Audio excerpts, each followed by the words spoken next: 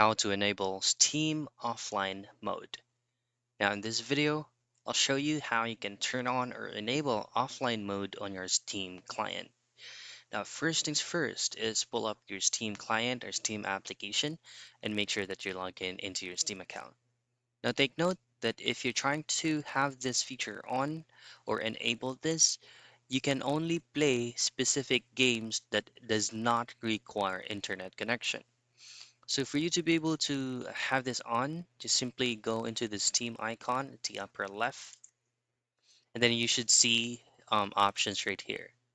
Now you should be able to see options that says go offline. Once you click that, your Steam client will automatically be on offline mode, which means you cannot play um, Steam games that is requiring an internet connection.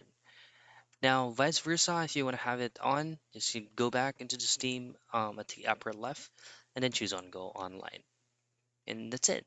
That's how you enable offline mode on Steam.